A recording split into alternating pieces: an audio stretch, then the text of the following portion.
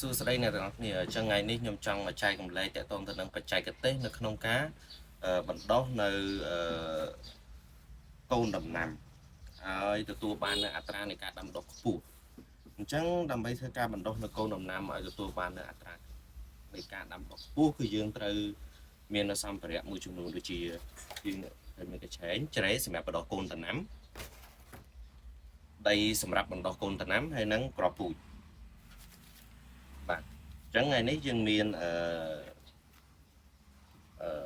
ពេញប៉ោះ cherry ពេញប៉ោះខ្មែរនិងពូជសក់ចំពោះអញ្ចឹងជាដំបូងគឺយើងត្រូវធ្វើការដាក់នៅដីបណ្ដុះកូនដំណាំនេះចូលទៅក្នុងកញ្ឆែងរបស់យើងអញ្ចឹងដីបណ្ដុះកូនដំណាំនេះគឺគេលាយឲ្យស្រាប់សម្រាប់ការបណ្ដុះកូនដំណាំមានសកៃដូងមានថ្មមាន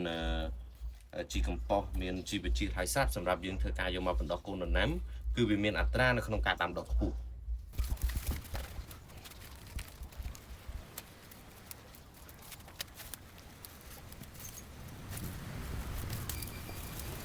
អញ្ចឹងនៅពេលដែលយើងយកដីទាំងរៀបដាក់ចូលទៅក្នុងកញ្ឆែងនឹងបណ្ដុះបន្លែនេះហើយគឺយើងធ្វើការយកគ្រាប់ពូជយកមកដាក់ចូលអញ្ចឹងថ្ងៃនេះខ្ញុំដាំពូជពេញប៉ោះខ្មែរបាទចំនួន8ចន្លោះ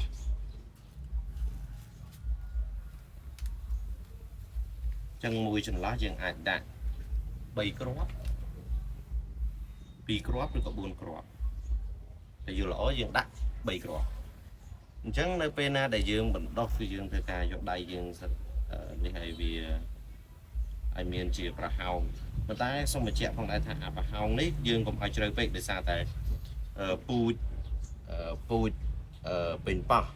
គឺគ្រាប់ពូជវាទូចអញ្ចឹងពេលណាយើងដាក់ជ្រៅពេកការដុះកន្លករបស់វាគឺពិបាកនៅក្នុងការដុះអញ្ចឹងគឺយើងដាក់នៅក្បាលដី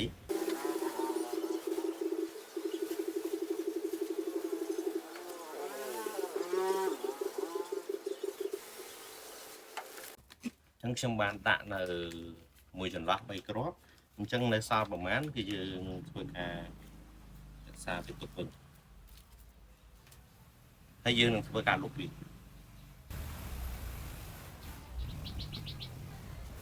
អញ្ចឹងពូជបន្ទាប់គឺជាពូជតសក់ហើយខ្ញុំដាំអញ្ចឹងតសក់នេះគឺដាំ8បន្លោះដូចទៅនឹងពេញប៉ោះខ្មែរដែរ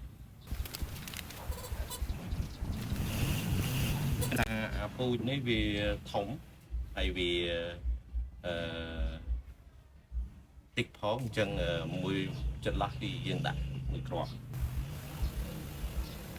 តែពូជធំនេះផងដែរគឺយើងអាចដាក់បានជម្រៅជ្រៅដោយសារនៅពេលដែលវាដុះបន្លករបស់វាក៏អាចមានកម្លាំងនៅក្នុងការបុកដីជម្រៅជ្រៅឲ្យចេញមកបានដែរ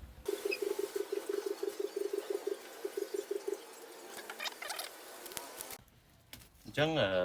ពូជបន្ទាប់គឺជាប្រភេទនៅពេញប៉ោះ cherry ដែលជាប្រភេទពេញប៉ោះទូចមានឲ្យជារសឆ្ងាញ់អញ្ចឹងដូចគ្នាទៅនឹងពេញប៉ោះខ្មែរផងដែរយើងអាចមើលបាននៅលក្ខណៈគ្រាប់ពូជរបស់ពេញប៉ោះ cherry នេះគឺវាមានលក្ខណៈទូចអញ្ចឹងគឺយើងដំណើរការនៃការធ្វើគឺយើងធ្វើតាមដោយពេញប៉ោះខ្មែរដែរគឺយើងមិនដាំវាជ្រៅនោះទេ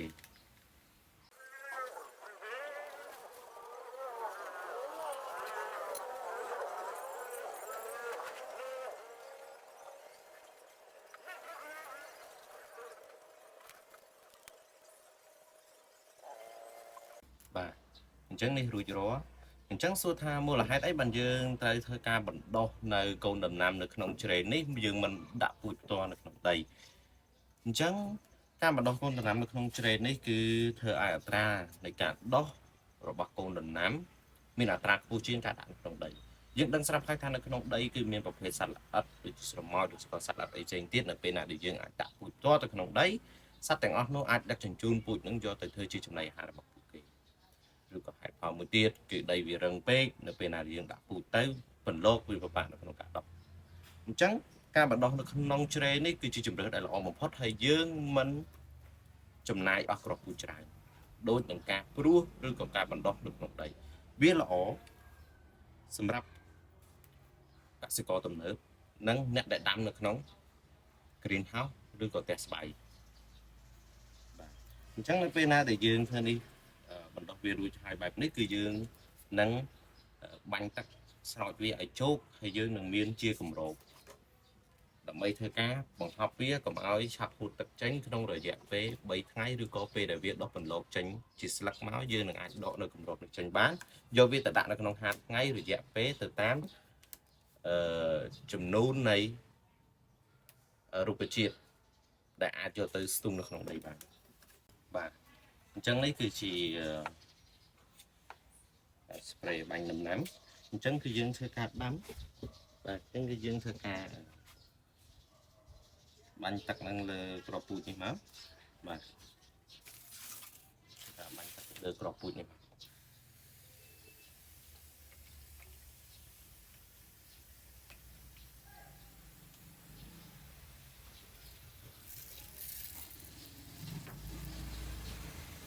អញ្ចឹងអាបច្ចេកទេសទាំងអស់នេះយើងឃើញនៅក្នុងប្រទេសអភិវឌ្ឍធំគឺគេបានប្រើប្រាស់រួចមកហើយដូចជាកូរ៉េជប៉ុនអាមេរិកឬក៏ពូជលោកខាងលិចអីច្រើនគឺបានប្រើប្រាស់នៅបច្ចេកទេសនេះហើយបាទអញ្ចឹងវិជាកសិករយើងគួរណាតែគិតគូរនៅក្នុងការបើសិនជាអ្នកមានផ្ទះស្បៃណាគួរណាតែគិតគូរនៅក្នុងការដាំនៅប្រភេទប្រើប្រាស់វិធីសាស្ត្រនេះនៅក្នុងការដាំដុះដើម្បីយើងទទួលបាននូវទិន្នផលខ្ពស់ផងដែរដំណាំមិនខុសពីមនុស្សទេ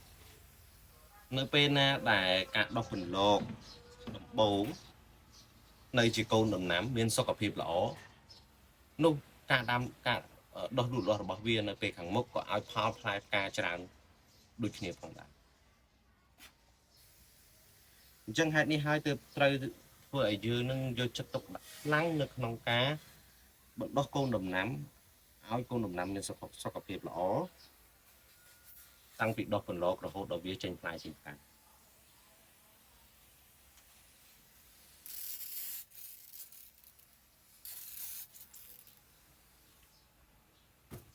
បាទអញ្ចឹងក្រោយពីយើងបានបាញ់ទឹកឲ្យជោគបែបនេះរួចហើយគឺយើងចាប់ផ្ដើមយកនៅបណ្ដុះអឺរ៉ុបនេះយើងគម្របឲ្យចិត្តទឹកមកយើងមានបំពង់នៅខាងលើនេះ2មាត់សម្រាប់បិទឲ្យយើងបិទកុំឲ្យមានចន្លោះចេញចូលវាក៏អាចការពារពីការយីរបស់សត្វរុយមួយចំនួនពងដាក់ឲ្យខ្លាចទៅជាតិដង្កូវដើម្បីស៊ីគ្រាប់ពូជយើងផងដែរបាទសូមអរគុណ